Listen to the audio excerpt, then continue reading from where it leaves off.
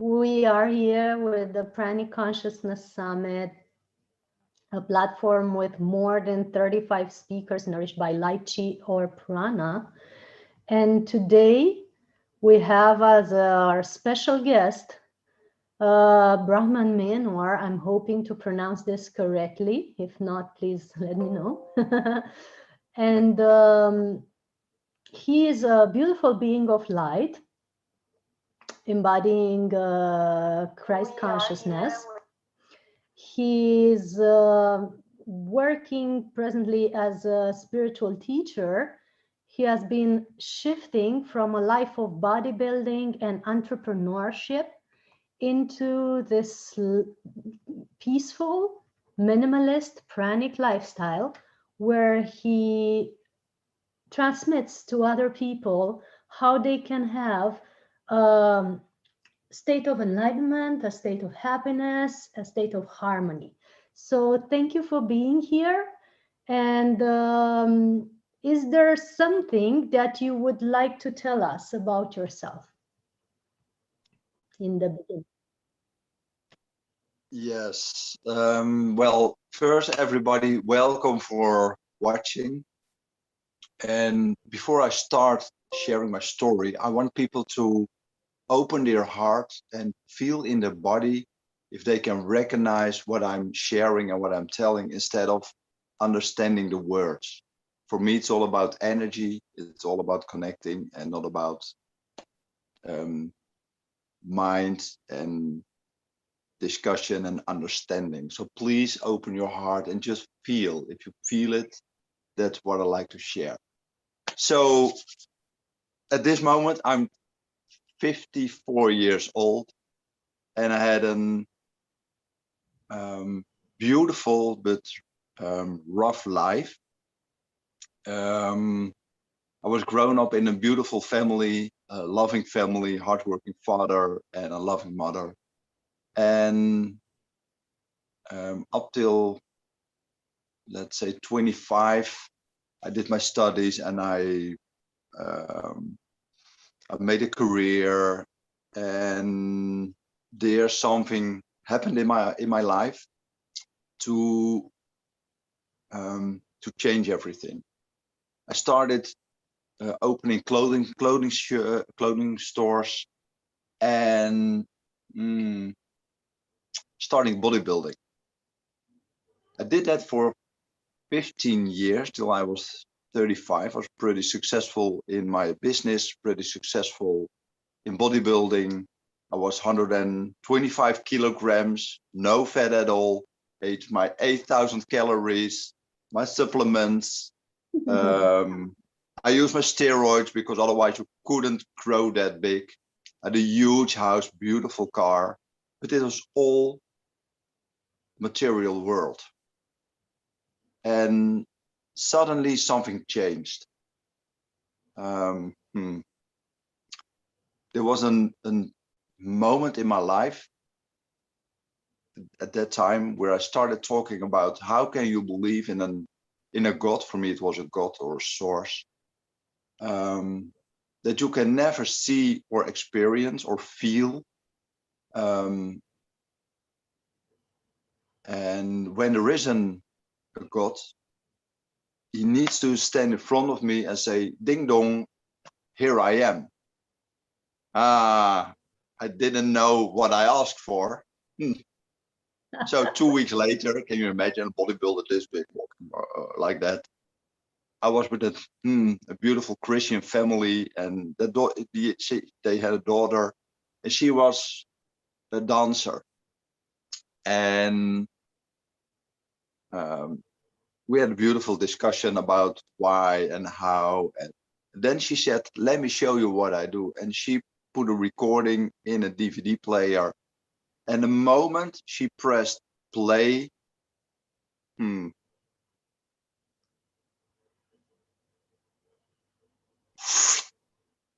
I was gone. I didn't see a second of her dancing, but I was totally out of my body. There was no feeling at all. It was silence, nothing, and everything. Then I came back. Holy mo! Still I feel that same emotion. And I just had an enlightenment moment, and it lasted for 6 months. I had no clue. I wasn't searching. I didn't do my spiritual work. I didn't meditate. I was just bodybuilding and working 60, 17 hours a week. So I had no clue what happened. So I came home and started to follow the path that was shown. So I felt that I was called by God. No clue why, but it happened. And beautiful people passed my path and showed me, this is about angels, this is about God, this is a spiritual path that you're walking. And I said, well, please show me what's happening. So I couldn't bodybuild anymore. I had a huge house that I sold because it didn't fit anymore. I sold my cars, I sold my business, and I started walking spiritual path for a couple of years.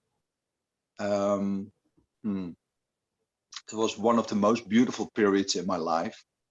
But still, I recognized that my ego, my personality needed something extra. So I started working in the oil industry again, losing my heart again. After that, I opened a spiritual center, losing my fulfillment of my ego again. So all the time there was some sort of no balance. And including that same time, I was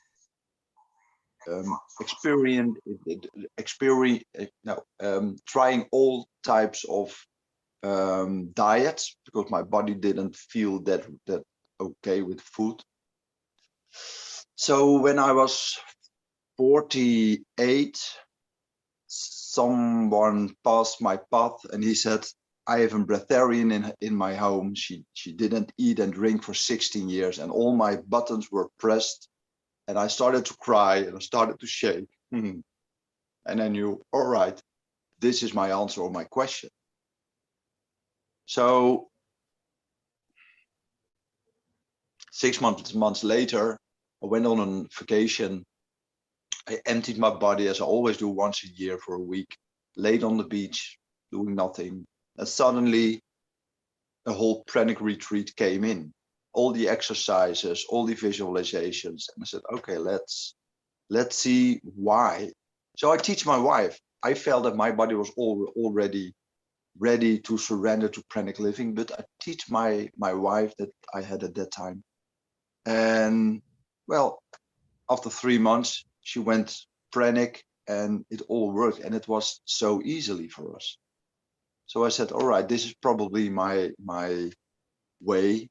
And I did all the experiments that was needed. So 5 months, not eating, not drinking, feeling my body, what is working, what isn't working, how's my state of being, my spiritual connection.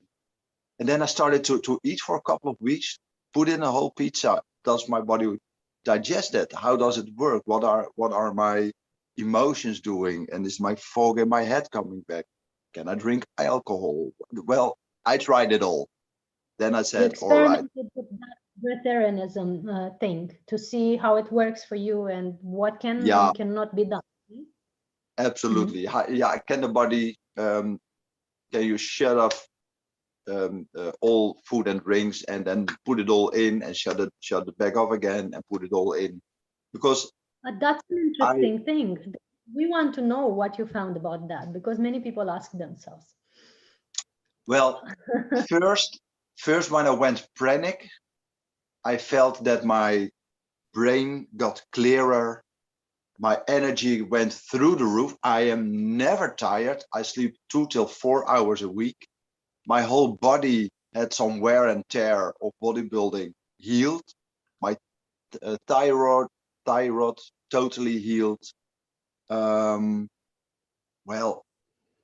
the moment I started eating, I recognized, hey, the fog is coming back, the fog that we all have when we eat. And you know that when the fog leaves, you feel the difference. My energy level got a little bit lower. My spiritual connection was not that clear anymore.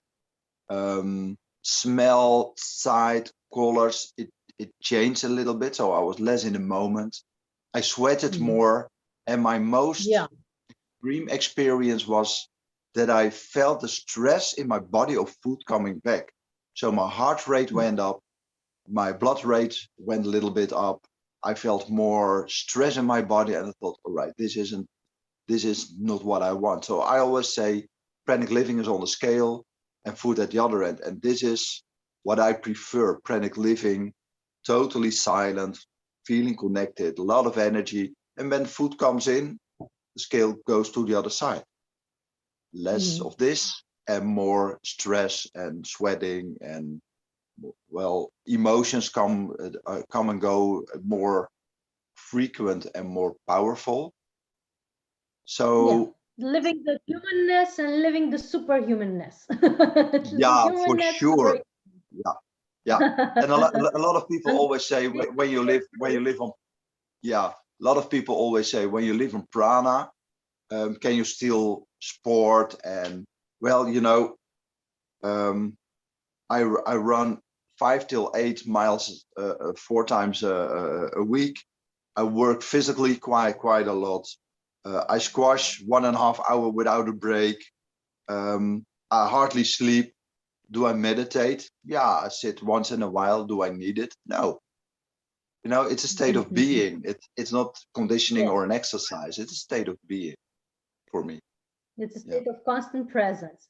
For the viewers on Facebook and Instagram Live, I'm going to take a break to tell them how they can see this whole stream, because they cannot see you. They can only see that we're talking about it. Guys, go on my Facebook page, Cristiana Eltrayan. You'll find a link there to this live stream. You just have to put on your name and address and you get instant access for free. You can watch it fully. We're live with Brahman Menor, a pranic teacher of Therianism and enlightenment, and we're talking about from bodybuilding to Therianism or pranic living. He's gonna share his life path and also some insights and question and answers. So check out this link and go and see how you can be live with us. Thanks for watching. Yes, so please let's continue. Sorry about the break. I went on multiple platforms so that we go worldwide. Of course, all okay. Good. So after going pranic, a year later, my wife triggered me immensely by saying, I want total freedom. We had 31 years of a beautiful marriage. And then she said, I need my space. I want out of the marriage to be totally free. And it came like thunder on a bright day. I had no clue that she wanted that. So that pressed a lot of triggers within my body. And it was a process of 4 or 5 weeks. And each time I said, all right, I can accept this. It feels okay. She went a little bit further and further and further. So she kept on pressing all my buttons till my whole body. And I was really zooming out, watching the body reacting and getting angry and wow, but out of control. And she kept on doing that till I fell over the edge. And then I went to a friend of mine. He's a journey therapist. I'm a journey therapist as well, Brandon-based journey therapist. And we sat down and I said, I like to go through all those layers of the anger and well, everything that was there. And we did.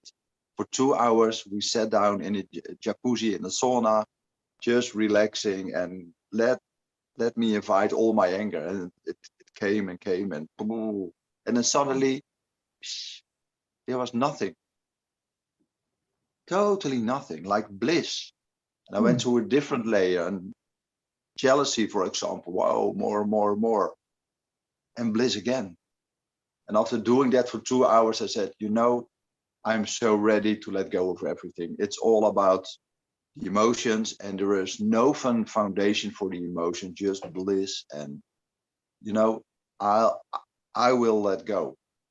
So having said that, not knowing what I said, I went back to my wife and I said, darling, you know, I am so ready to let go. So I surrender and it's okay. And then that night around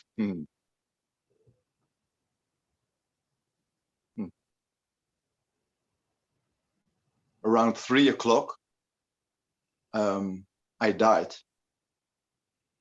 So a voice out of nowhere called my wife and said, "You need to help him. You need to start heart reanimation." And well, she did for a moment, and I came back. The moment I left my body, I was invited by Source, and he showed me my new book of life. It wasn't a new chapter; it was a new book of life from the beginning till the moment I died. And I knew that my path was changing, and everything that everything of the past would leave my life, and I would really become someone else within the same body. Then I needed to come back. It was the most beautiful and extreme experience as well, because I came back with a whole connection of Source and experience of Source as well. So I felt in the moment of connecting and waking up, the most extreme bliss, but also the most extreme pain and everything in between. So I screamed for half an hour and I laughed for half an hour, and it was all switching within seconds. So what's happening? I felt amazing, huge pain. And then 5 seconds later, I opened up and I laughed and whoa, what's happening? That happened 3 times at that night. And there, my whole energy changed. Darshan entered, or I took Darshan with me, and Darshan is an energy field that's always around someone, in which people can recognize what they really are. And that started to happen from that moment on. So when I gave a satsang or a meditation or something else, a percentage of those people just reach enlightenment just by being in that energy. Some people just healed being in that energy. So I had a manager at that time. She was helping me to set up the business, and she said, "Brahman, you really need to wake up. You really need to see what is happening and start embodying the change." Because I was still working here a little bit and doing some small things, and she said, "Jesus Christ, listen to me. Read your emails." I had some beautiful meditations, pretty simple meditations, and people just started, and after 5 seconds she said, and I was gone. Or I recognized something that I never recognized before, and I started reading those emails, and I recognized that this is going to be my life, sharing this energy, connecting with people. Doesn't matter how, through a life or in real life or through pranic living, just come and sit with me and have that experience. Last week I had a retreat with 22 people, and they all reached enlightenment. Don't ask me why. It's the energy field that I'm allowed to share. They do their exercise because you still have to do it by yourself. And it just happened. They all are going to go pranic as well. So for me, the combination of having an enlightenment moment and going pranic gives you the opportunity to become the mantra that I received and give them. The mantra is, I am Source. And you can never say that from your mind. You need to have that experience. And I'm going to nourish this body in its total perfection. So you as a soul are going to nourish that beautiful body, the temple of your soul, with everything that's needed. So they all embrace that mantra, and yeah, that's who they will become. And for me, you need that experience as well. But that's the reason that I combine darshan with pranic living, and it's such a beautiful experience that people have. I wonder, because enlightenment, it's such a vast, people perceive it in such a vast way. They have so many definitions in their heads about it. How do you define enlightenment from your How do we find it? Well, that's a beautiful question, because when I'm doing a lecture, let me tell you this story. When I'm doing a lecture, I ask people who, and there are, let's say, 100 people. I ask them who think that they had an enlightenment experience. Mm-hmm. And let's say 70 people say, I did. I said, all right. Who felt love everywhere? 60 people. Who felt connected to everything? 65 people. And who had a moment of feeling totally nothing? Just 1 or 2. And I can assure you that that's the real enlightenment. They call it the I am, without a word. Because Yes. as long as you have a physical experience, you are still in the physical body, and the body is giving you an experience, like the silence in the meditation. People could sit in the meditation and, oh, I feel love everywhere. For me, that's not enlightenment, because it's connected to the physical body. When you go beyond the moment, there is nothing. There is everything and nothing, but there's no experience. Mm-hmm. Then you come back, and then you have an experience of, whoa, ooh, what happened? Then the tears are coming in, and you feel, oh, I reached something, right? But the moment of enlightenment is without feeling. So for me, enlightenment is really a moment of leaving the body, leaving the mind, a moment of being everything without the experience. Without a label on it, without a feeling that backs it up. Yes. Yeah, because for me, source is good.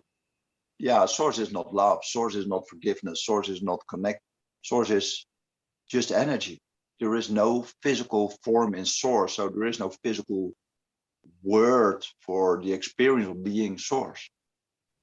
Exactly. You cannot put a label to it. You can, as soon No. as you can define yourself as something, that's how I say to people, as soon as you can define yourself as something, you are putting yourself in a box. Even the box of spiritual leader, even the box of man or woman, even the box of anything, husband or whatever you put on yourself, it's a box. You've narrowed Absolutely. yourself down to something. When in fact you are nothing, you are and everything at the same time. The smallest molecule and the greatness of source being everywhere and everything.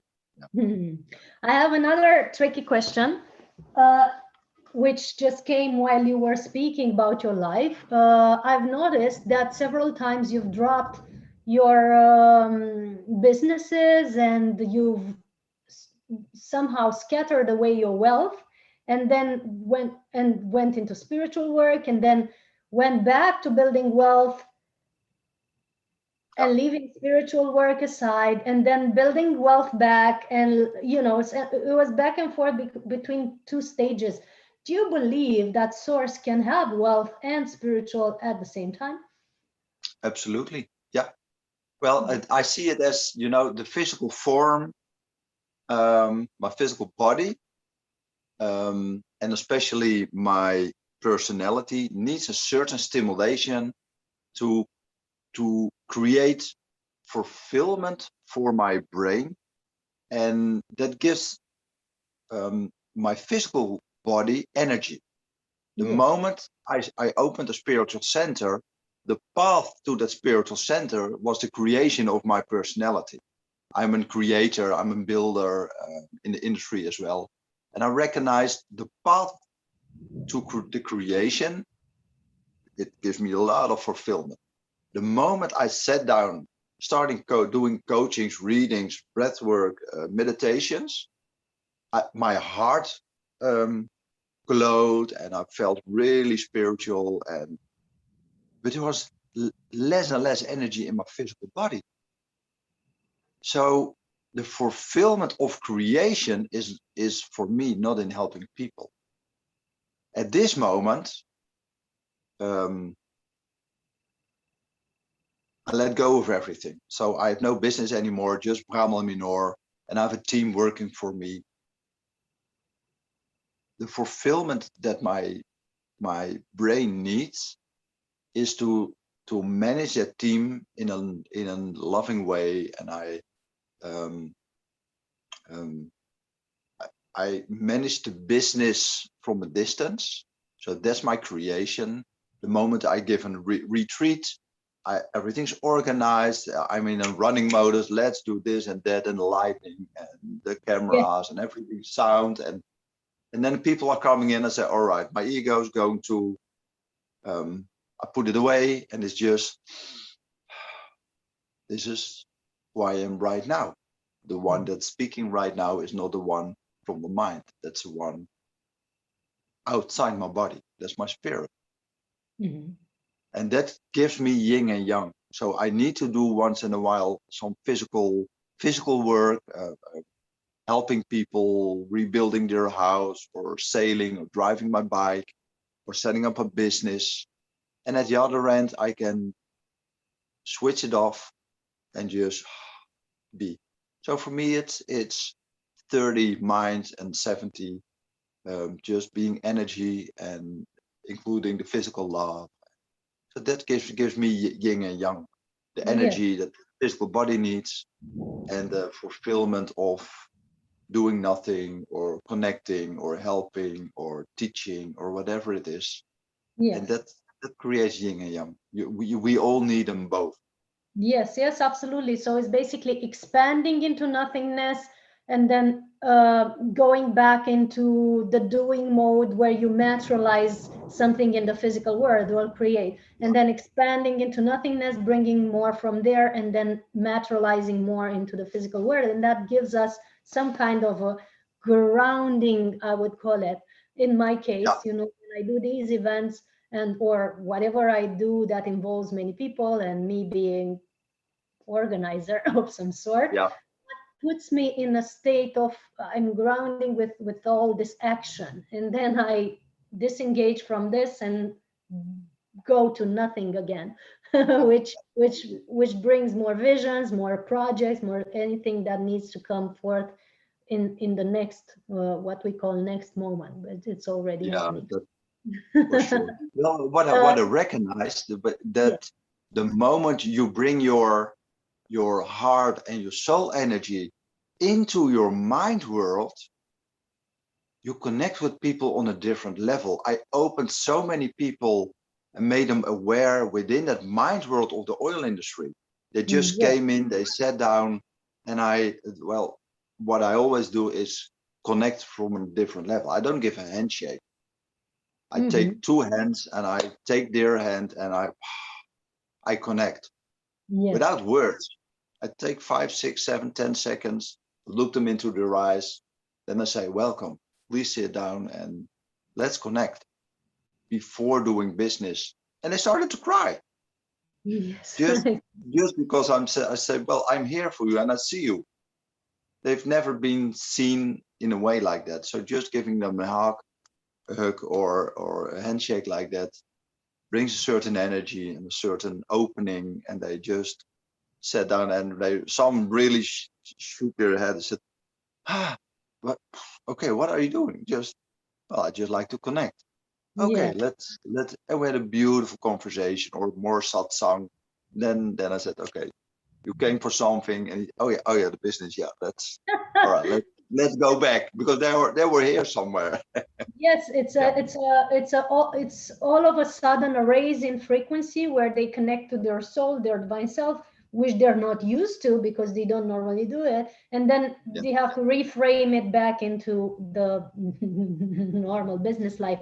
I remember there was a movie in the 90s, La Belle Verte, the Green Beautiful, where this being from another realm, from a higher civilization, was coming on Earth, and she had a program of disconnecting people. So when she did a gesture, like you're holding the hands, or I'm sending energy from the heart, for example, people instantly would snap into the divine self connection, and they would see how they have to drop a lot of things in their lives because nothing makes sense, and they would just, you know, stop eating meat, or drop their suitcase and not wanting to do their job anymore, because that was their real self embodied in their body. So it's something like that program of deconnecting or reconnecting, I would call it, where people get back into their true nature for an instant,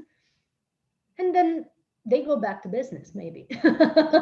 Well, and then the seed is planted, because then you Yes, can never go back, because you have an it grows. experience of, whoa, what happened, and they start becoming more aware. I always call it like a seed. It's Yes, just, this is my gift for you, and walk your path, and you will find the right people to help. And well, a lot came to my classes or the retreat. Some went pranic. So, well, it was so beautiful to hear and to see. yes, people's life changes. In my experience, they take a sabbatical year, or they go 40 days on not eating, or they just go, they shift right after that in a way. Not Yeah, necessarily I'm relating it to me, because I'm not the one, I'm just transmissioning the energy. I'm not doing the changes for them, yeah, but something is seeded there, then grows, and they find new teachers, maybe they find yeah, new books, they find new you know, healing methods, whatever. They feel to go to a class of like sound healing or something simple in the beginning, but yeah, they shift frequency, they keep shifting frequency a long time. absolutely. Why do you think people on a spiritual path, and I'm going deeper into that question because there's some people in the audience that resonate. Why do people think that on a spiritual path they have to renounce, or to go on a path of renunciation? You know, I'm going to give up my wealth, my house, my everything. I have to change, and they change their physical status in the beginning. Why do you think they do that? You did it, includingly, and I did it. Yeah. Well, It's a for trend. me, for me at that moment, well, first, what I recognized after 15 years, that there was some sort of judgment. I had a judgment about the oil industry, a judgment about my huge house, my cars, my businesses. It were all external and all materialism, and it doesn't fit my heart, and that's not who I wanted to be. If you Yeah, leave the box of judgment and you got detached from owning things, you know, everything may be there or nothing. It doesn't change your state of being. If I yeah, make a million of just nothing, I'm not happier or less happy. If you yeah, become that state of acceptance, yeah. it's all okay. Yes, You know, basically, you a can lot of have it. a lot, yeah, a lot of people ask me that question. How can you still work in that oil industry? I worked up till last year. I had my own business in the oil industry, and they Mhm. said, "How can you still be there?" I said, "You know, at this moment, there's a money flow coming um, from that part, and I just pass that money to Brahman Menor to do my advertisement and to pay my team, because I didn't make enough money, so I just receive money and I pass it to a different stream, and so it's a way to reach out to a lot of people. It's a And I said, well, transmutation of energy as well. yeah, of course, and The energy from one field to the other yeah, field, use it yeah, for the benefit of other people. absolutely, and of course, at the end, I felt all right. right now it's time to leave and time to just expand and do what I'm doing right now. But still, when it passes my path and it fits, I'll embrace it. And yeah, I actually, as you say, I just adapt and use that energy as well. Yeah. Yes, to play with it. And another important thing that people want to know, I feel, because everybody, when they start the pranic path, as you know, their first fear is that they're going to die. And the second fear is that they're going to lose too much weight and look skinny. I don't know. For some, this can be reversed, you know. Some are more feared of being skinny than of dying, but it's basically all together right there. Those two fears is basically body awareness fears. So you did bodybuilding, a lot of consciousness and energy invested in building nice, you know, structure, nice muscles, all these rules about how much protein, about taking supplements, all this programming. It's a huge programming that you had to overcome, as opposed to a being like me who really never cared so much about the diet, and then all of a sudden started the detox, went on prana. It's easier, but you had a hard path because you had all this programming about how the body is meant to stay healthy and how much you need for it to stay healthy and fit. And all of a sudden you changed into nothing and fit. So how did you, can you tell us, elaborate a little more about that? Because I know so many people are getting triggered on this topic. Yeah. Well, first, it took me approximately 10 years and a million diets to recognize that no food at all, and even water, didn't fit my body. I ate 8,000 calories. Then I woke up. I became vegan, vegetarian, vegan, fruitarian, liquidarian. I tried it all. Minimalize my food intake, mono diets, and nothing worked. At first I kept on losing weight. For example, being a fruitarian or a liquidarian, my energy raised up and the clarity came, but I kept on losing weight. Yes. And then after a year, I needed to eat in a different way to gain some extra weight. And I felt the lack of vitamins and minerals, and I said, oh, well, this is not okay, let's shift. Then I had my wake-up call by the guy that told me I'm breatharian, and all my buttons were pressed, and I really felt this is my answer. This and I already had a beautiful experience when I was 35, so I just surrendered. It was like my box of conditioning was opened, and I knew, all right, I surrender, and there was no fear anymore. It was a deeper knowing, and a memory. And I will say, we all have the memory of pranic living, because our first cell, the moment that the moment of your creation, the male and the female, the egg and the sperm come together, one cell is created, and it's not connected to everything. There's no connection. There's just pure cell and energy. But that's your first memory, is memory of pranic living. So that memory was activated within my body, and I knew, all right, I surrender, and this is my next step. When I'm teaching people the pranic in my retreat, and even within the lectures, my energy reaches out and activate that memory. Once in a well, not once in a while, 50% of the people that are coming in is, let's say, a wife that has been researching pranic living, and she says, darling, you need to come as well and sit down. And he's, well, it's not happening, blah, blah, blah, and I don't believe it, and you're going to die. Of course. And then I share this, and he's the one that's starting to cry. He's the one where the button is pressed, because she did the research. She has the knowledge and the faith, more or less. But he is still here, and suddenly the memory is activated, and he feels the goosebumps and starts to cry. And he said, shit, I think I need to be there. You know, so it for me it was like that, and still most people that come to my retreat are recognizing their path, recognizing that it's their time to go pranic.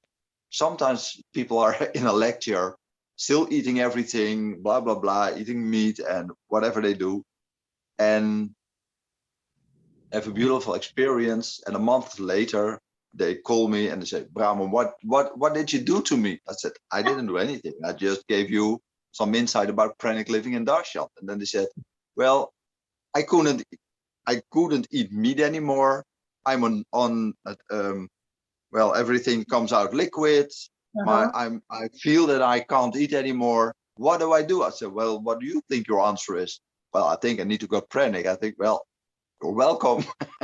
You know, that's what I recognize when I'm sharing with people. So for me, pranic living is first having the experience how a pranic body feels, how a pranic life can feel for you, so they get the feeling of trust. Secondly, I give them the experience of what they are, that they are not a physical body and a mind, but more or less just energy. That give them the trust to really surrender.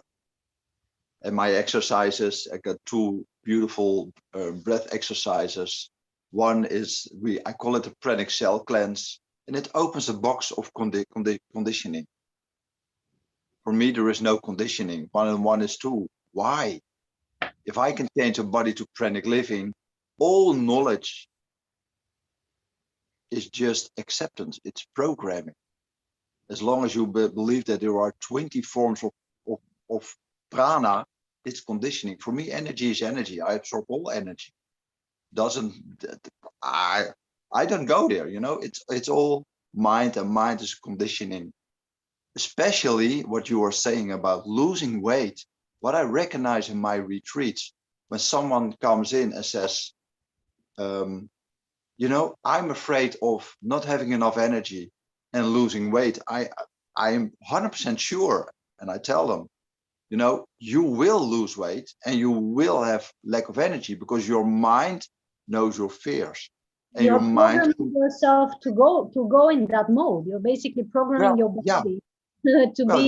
your mind is controlling your body, so it will get you there for a couple of weeks, or even 2 months. And after that, you know, if you keep on walking your path, well, lose 20 kilos, so what? For the first year, I lost 10. My wife lost 22, but we could still function. Everything worked. My strength was the same. My energy level was pretty high. And after, let's say, 6 months, my body weight was the same, but my muscles get a little bit rounder. My face got changed, but still I was 73 kilos. And just after a year without food and water, I started to visualize my body weight as 85 kilograms, 85 in the winter, 80 in the summer. And I start gaining weight. So I teach them, use your brain to visualize your optimal body weight. And they're all doing that. Most of them are succeeding in gaining weight just by visualizing. So basically you can shift your body. Of course.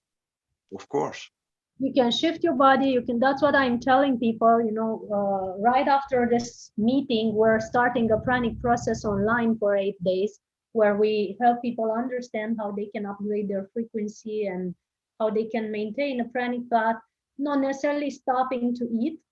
Some are ready, some aren't. That's not what we teach. We basically teach source connection, and then wherever everyone wants to situate with the food, it will naturally go lighter from wherever you are.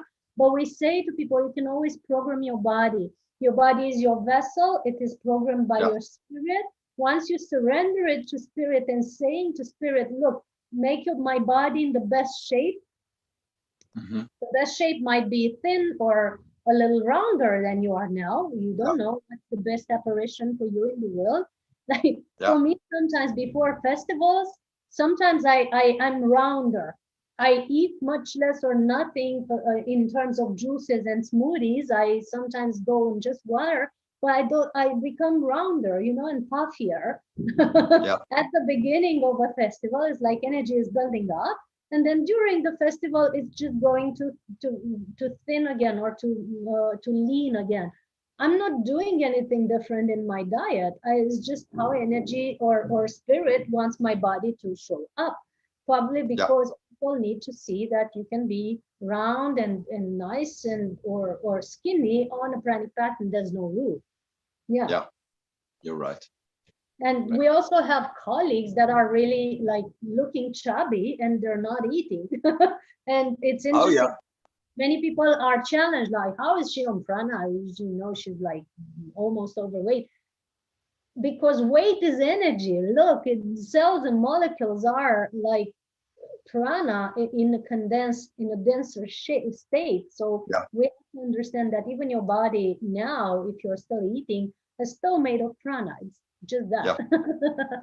Absolutely. Yeah. Yeah. Absolutely. We have about 10 more minutes. What else would you like us to talk about that you feel it's important to bring to people?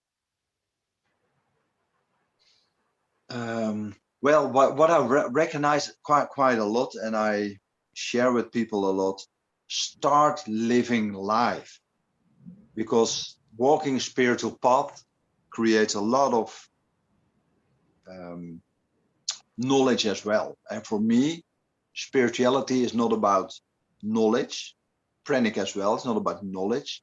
It's about the experience. It's about trust. It's about surrendering. So the moment you start walking a spiritual path, um, stop um, getting input into your mind and empowering your mind to just unwind and go deeper. Just surrender to what's really here.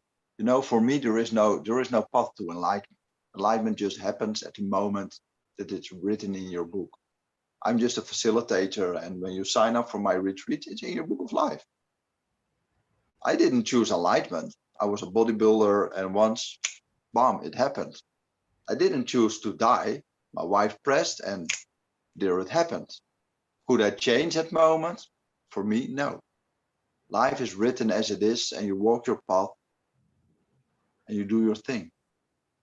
So what for me is most important, that a lot of people that are walking spiritual path, they struggle with life, they struggle with a lot of emotions and don't want to do this, I need to do that, and I want to do a spiritual thing.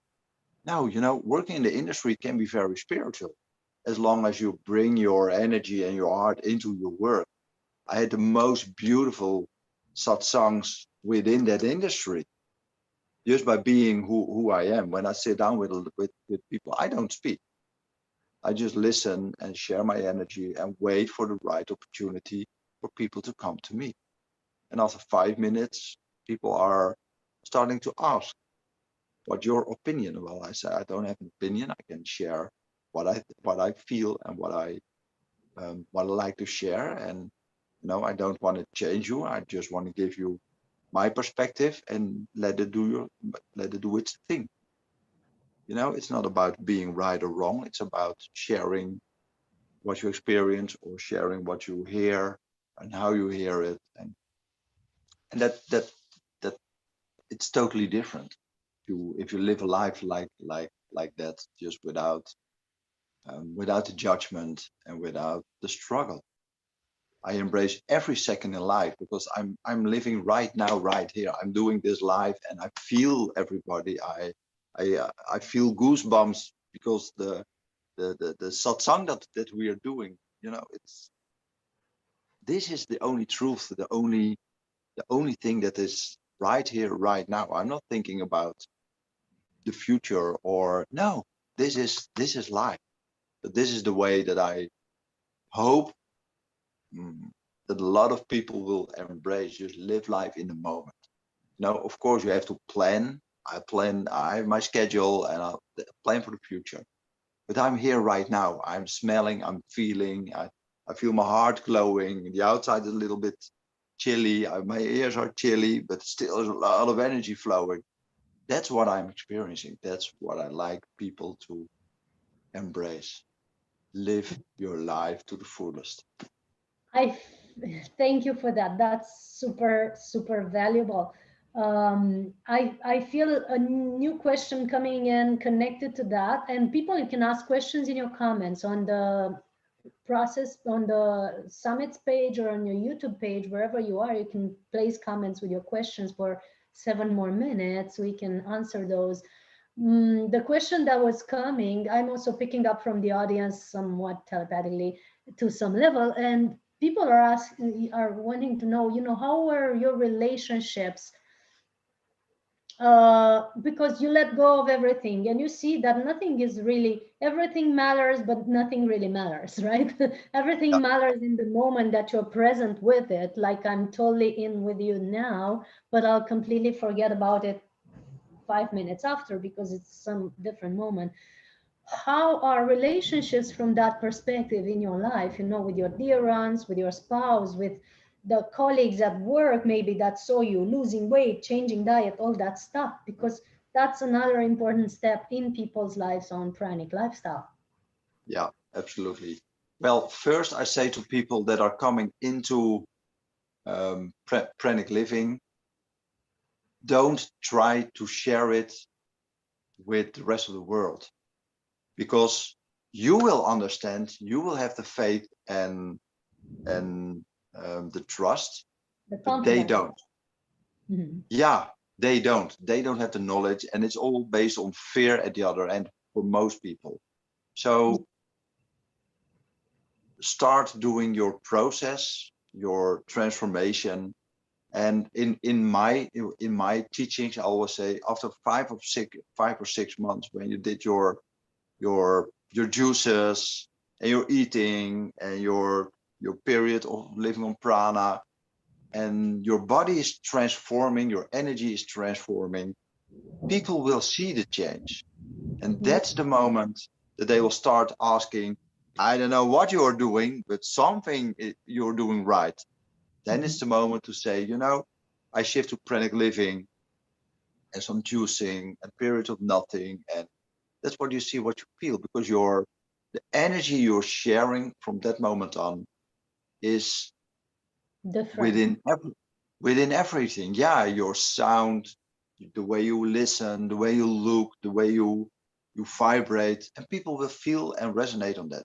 Even my father, after he's 78 years old, and he saw my television interviews, and well, he doesn't want to talk about it, but it took him 3 years. And at this moment, he's accepting my life. And he says, you look healthy. You have a lot of energy. You still are pretty normal as I know you. So it's okay for me. I accept your choice. And as long as you're happy and healthy, it's fine for me. It's not his life, because he likes to eat and have his wine and his whiskey. And once in a while, I do adapt just to socialize with them and let them see, all right, once in a while I have a dinner with them, with you guys. But most of the time, no, I just be there and connect and share my life. And yeah, that's it. What happens in your body when you take and I was going to ask that because many people ask, with meat or heavier substances, what we consider heavier, like alcohol or other things like coffee, does your body shift? Do you feel any discomfort, or it just goes through No, from one end well, to the other? that's my conditioning, because I condition my body.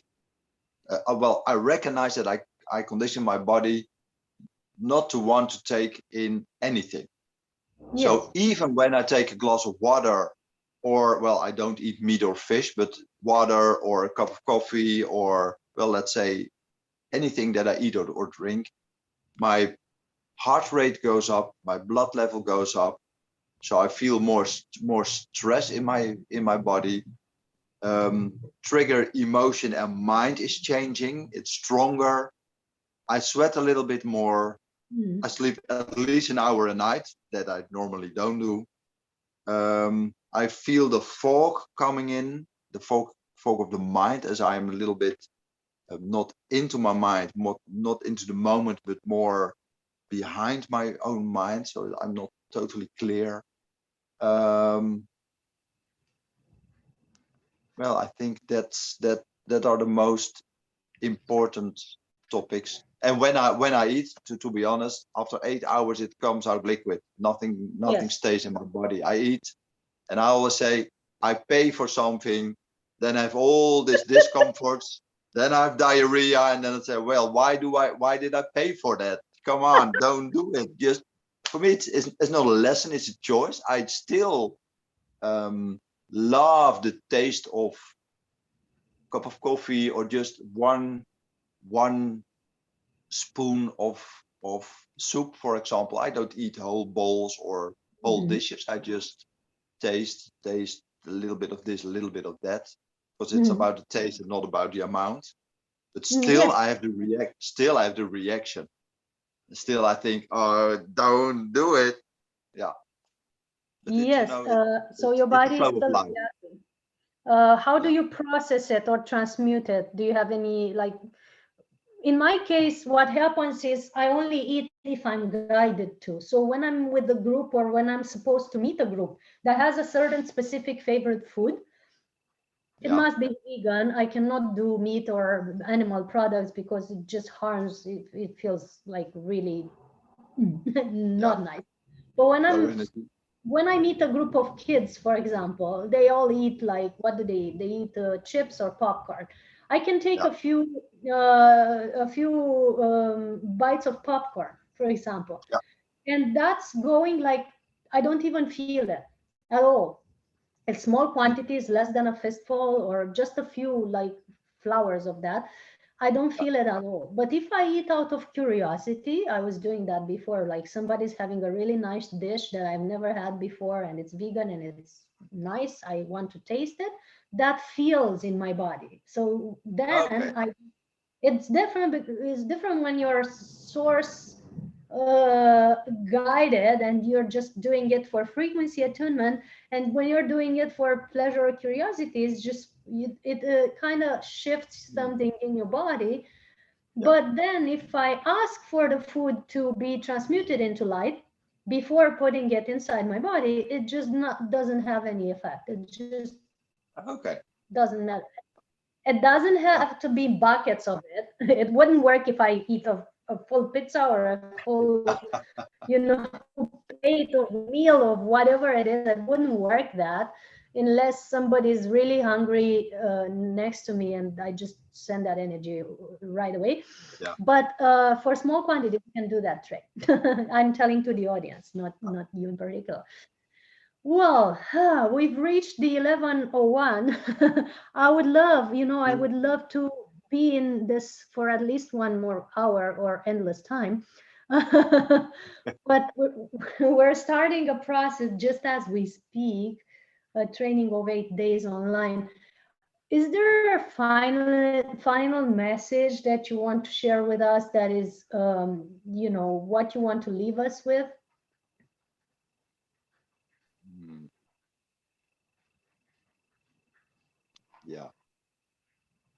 Trust your book and your path of life. Everything that happens in life has a purpose. And even when it's negative or we experience it as negative, there are always two sides. There's always, let's say, darkness in the negativity, but there's light as well. So if you feel that something, whoa, feels heavy or it hurts you, find the other side. For example, in my divorce, I could focus on the pain, but I focus on the freedom. But leaving or letting your partner go in love, there's freedom as well for both of us. That's real love.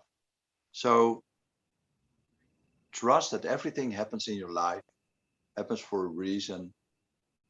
not to hurt you, just to give you an experience. And when it feels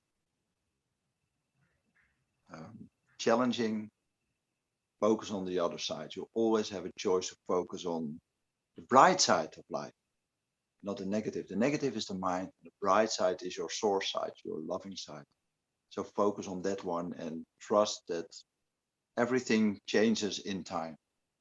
Even when you experience something for a year or 2 years, know that there is always a new chapter, change, and it will happen for sure. Just keep on walking your path and life will change. In other words, the universe is user friendly. Yeah, for sure. To put it in short. Thank you so much. Tell me, how do we pronounce your name correctly so that I don't do it in a weird way? You did it perfectly. It's Brahman Menor. Menor, perfect. I heard it that way, but I was, I wanted to check with you. So thanks so much for being with us today. And you're also coming live to the Pranic Festival in Romania in August 15 to 18. Yeah. And the Trip of the Sun right after. So we're going to meet you here, and whoever wants to be in this event, of course, you can go on our website, soulhealingacademy.com/events, and you find it there, or just type Pranic Festival in Romania on Google and you'll find it. Thanks for being, thanks for offering all these nuggets of wisdom and sharing your beautiful energy. And of course, looking forward to meet you again in person. Absolutely. Well, thank you. Thank you for inviting me and having me here, and all the love and trust for all the people that are watching, and hope to see you on the festival. Of course, I love to hug everybody and connect and share everything that we can share as human beings. And of course, people can find you at brahmanmenor.com. That's your way of connecting with people. And I've seen you have beautiful Facebook and Instagram page that they can go on. So that's how you find this beautiful being and connect to his events. And if you want access to this full event, which is more than 35 speakers, there's on our website, soulhealingacademy.com, there's a button saying Pranic Consciousness Summit. You can go there and have all the details, and you can join the full event and see all the other interviews and live talks with fabulous people like Jasmine, Nassim Harmin, Mantak Chia, and all the others. Thanks for being here with us.